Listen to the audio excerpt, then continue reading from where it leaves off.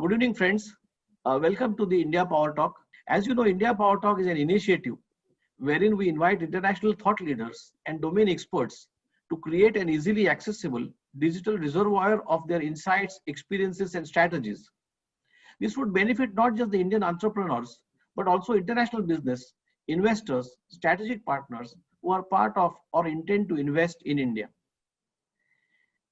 International education. The global lockdown has forcibly rebooted the environment, economy, and education. And when we speak of education, every form of international education is badly affected by the COVID crisis. Be it study abroad schemes or transnational collaborative programs between universities, capacity building projects in developing countries, majority universities are closed and or are delivering all education online. The new social distancing norms, I guess, are affecting on-campus learning in physical spaces, from the international classroom to libraries and on-campus students networking places. However, I would think this is a lifetime opportunity for global educationists to look positively about the entire education system, be it collaborations or rethinking the pedagogy. There's a great opportunity to develop new forms of personalized education and to innovate in student evaluation, including online, beyond the more conventional assessments.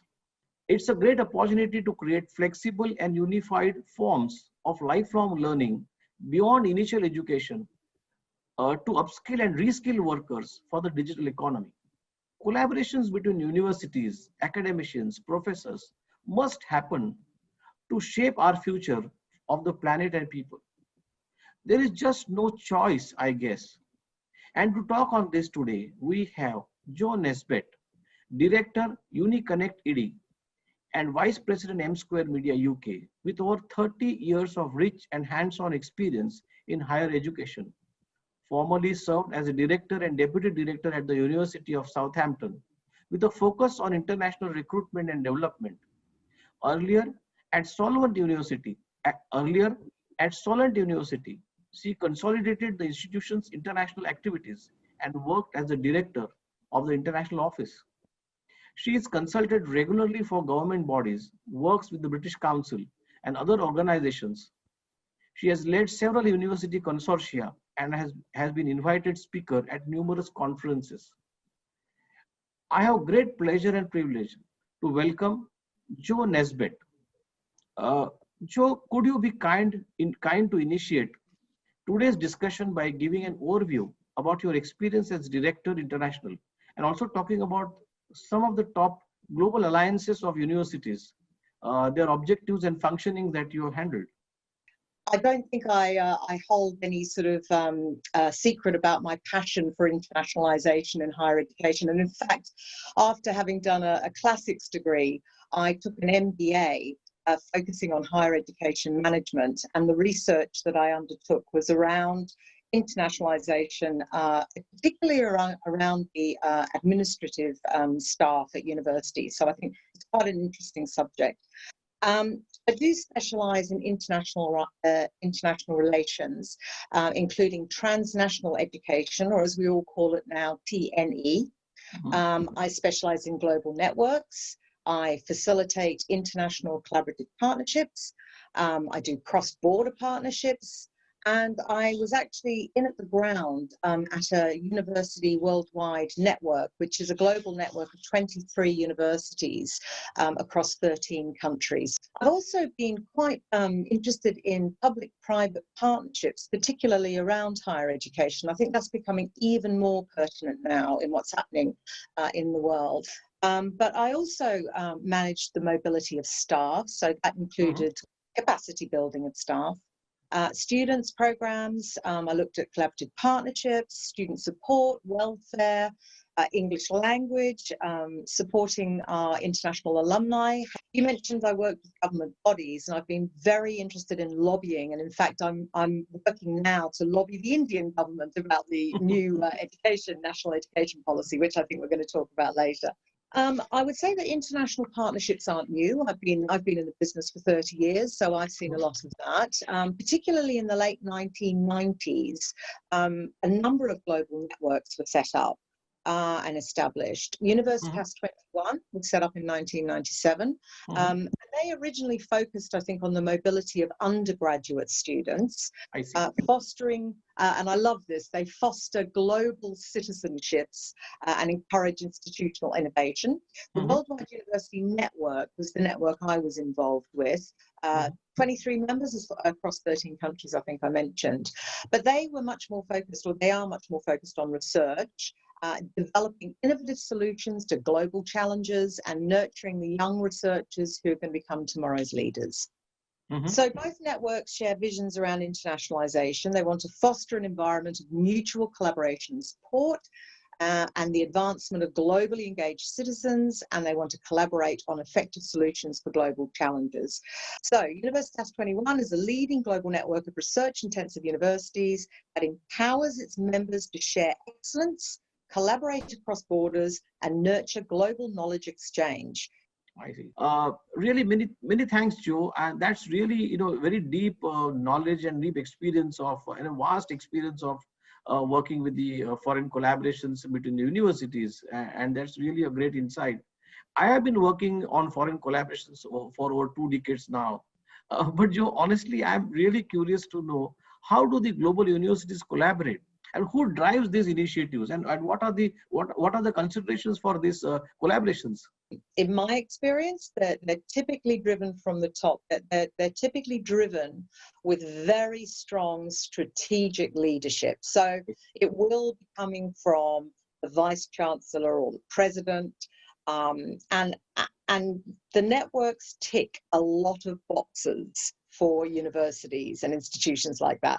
So they'll tick an education box, they'll tick an internationalization box, they'll tick the research box, and it raises the profile of the institutions. But of course, this is a kind of a ranking and how things are sort of reported to government. So they really do tick a lot of boxes in that respect. And I think what is required is for a really strong leadership. And I think the pandemic has really provided a really good environment for presidents to come together and set up ecosystems. So how do you do that? You have a very good, strong strategic leadership.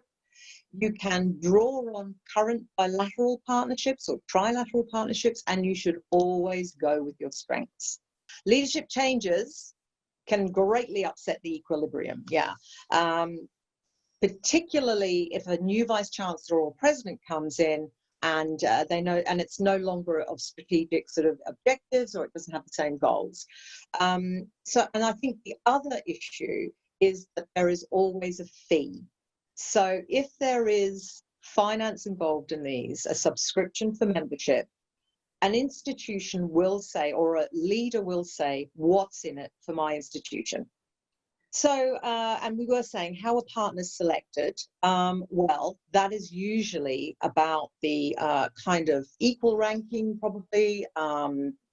It doesn't necessarily have to be equal, but the key is about the area of research or strength of that institution, and people will be approached in that respect. Of course, if you're in an institution and you think this would be a great idea to be part of one of these networks, as a number of presidents have done, start up your own. So there are a number of other kind of networks, which I haven't talked about. There are regional networks that are very sort of, famous, the Pacific Rim one, the Australian Africa kind of network.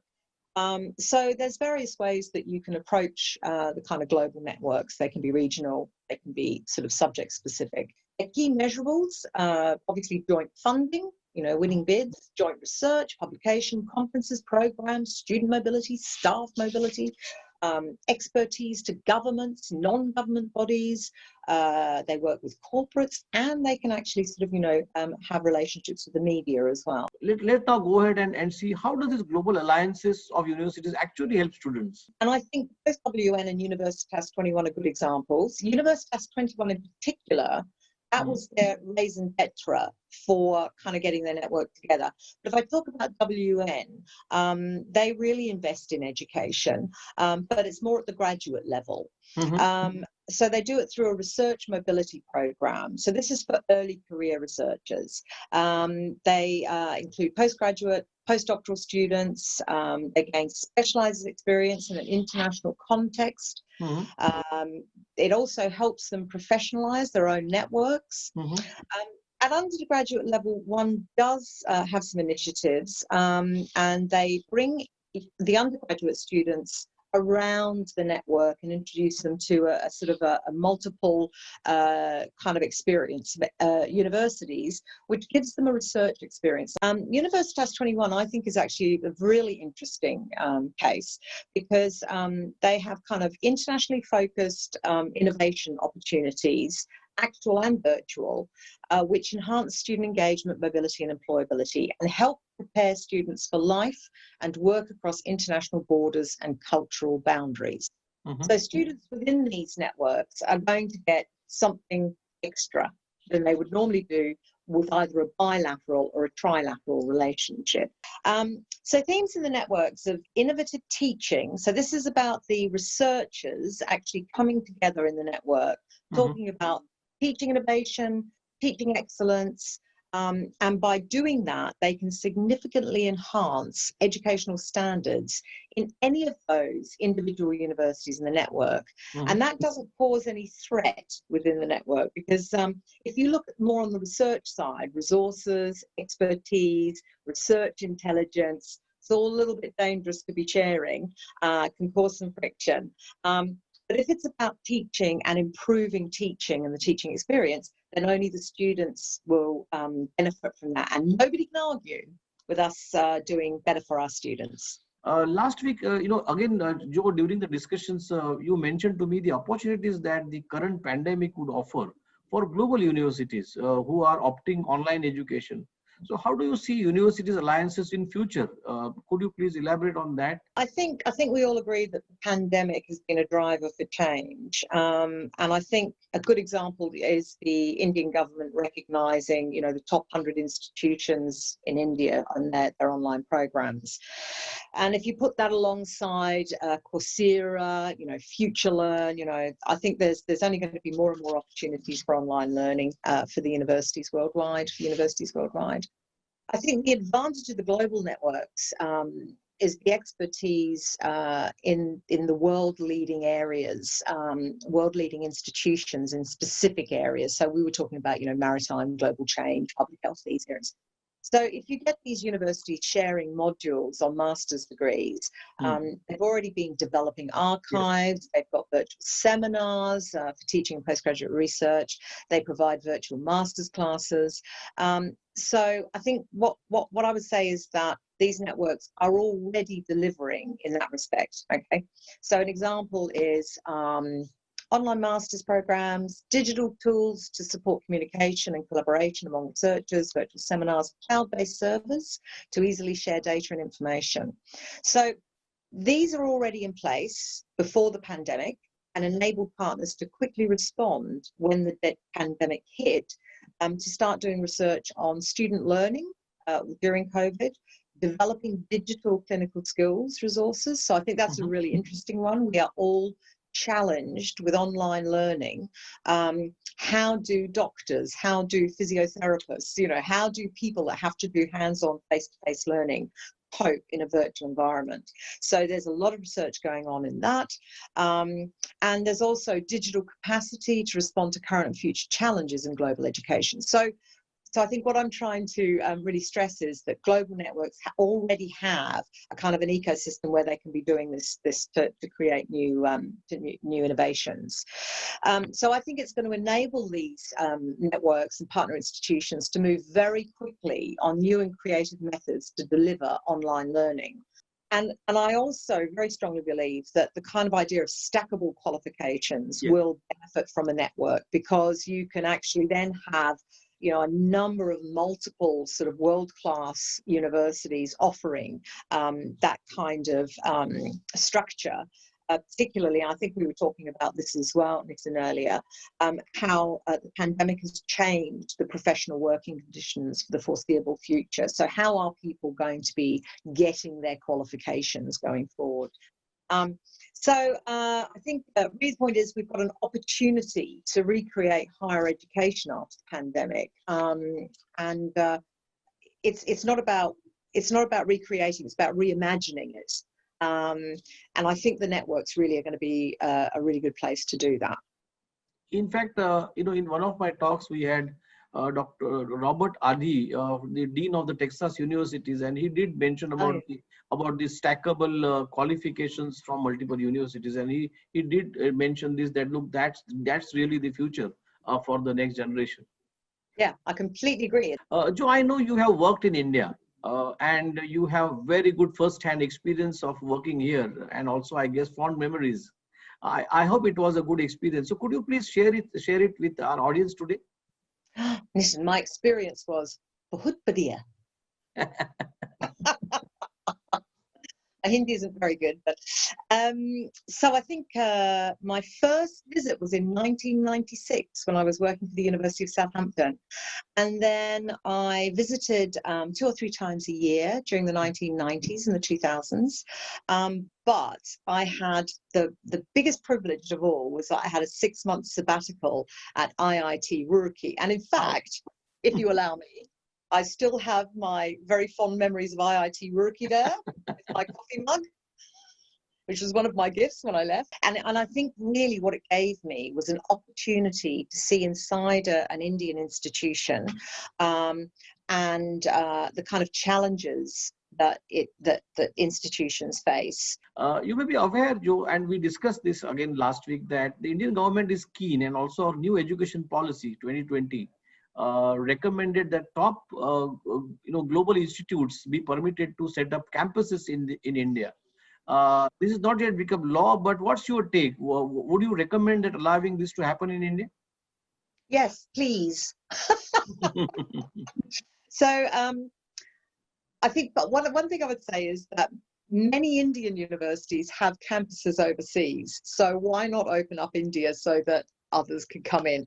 And we know that India needs more universities, and it does actually create a competitive environment. So I think that's actually a good thing. So I understand the need for quality, very important, and I completely understand that. But if it's restricted to the top 100 in the world, it means there are going to be a large number of very, very good students that aren't going to be able to get into those institutions. Mm-hmm. But also in a university, Solent University, which is not in the top 100, and mm-hmm. actually is a much more vocational, practical institution. I see. And I actually wonder whether the government should be considering the more vocational, practical, more vocational practical universities, which can help, with practical training with students who might want to take on more vocational roles. So I know, very important to have that quality, but I think there are other things that the Indian government could be looking at in that respect. On the pro side, obviously having top 100 in the world institutions partnering or having campuses in India, it does actually encourage other students to come into India, which promotes the Study in India program. So currently, I think there are 47,000 international students studying in India, mm-hmm. And that is only 1/6 of the number of Indians who study abroad. Yes. So, if you really want to promote, people coming in, then those top 100 will certainly encourage that, definitely. Are there any examples of education hubs worldwide? Oh, many.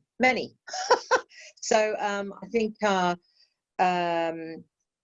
I think India could actually use, it's a very good point, they could use those education hubs as frameworks. And I think it's always a great thing to come into the market sometimes a little later, so you can see how to really excel in those areas. So I think obviously UAE, Singapore, there's a number of kind of really well-established hubs now that India could learn from. India has opened up the space for foreign universities, and I guess, it's a process, and it's a process. It has to evolve. Well, We have some really good universities in India. So I guess there's a good beginning, I would say, and it's a work in progress, and we'll catch up as it goes. So what's your comment on, or how do you see the future of global education given the disruptive technologies and convergence of future digital economy? having worked in universities, innovations like online learning and digital technologies have been very, very slow to implement. And all of these technologies have been catapulted forward at a really breakneck speed. Universities have had to implement them just to deal with the current crisis. I think the current situation has improved everybody's collective understanding and confidence in online learning. We need to really be thinking about learning outcomes versus the learning experience. So yeah, not about digitizing the learning content. We've got to think about the student support, the student engagement, student access, IT underpinning it all. I don't think face-to-face will be replaced. And there will always be those students that can afford that sort of very high cost, high return kind of educational experience. I think that there will be institutions and presidents, vice chancellors who will not be able to make a decision about this. They will want to do business as usual. They will revert to recreating business as usual. I think they will falter or fail. Okay. But there are going to be presidents who are going to take up the challenge with relish, I think, and use the crisis to explore creative ways to take their institutions forward. I think a network provides like-minded people to come together with a common kind of ambition in the face of this kind of adversity. You are absolutely right. I guess, we are in a, this is a blessing in disguise, I would say. Education there has been a lot of experiments in education, but this COVID-19, the lockdown has really forced the educationists globally to really rethink and reimagine and redesign, I would say, the whole education system as such. Joe, it has been really pleasure talking to you. Thank you, Joe, for your valuable time. Thank you so much, Nitin. It's been a pleasure.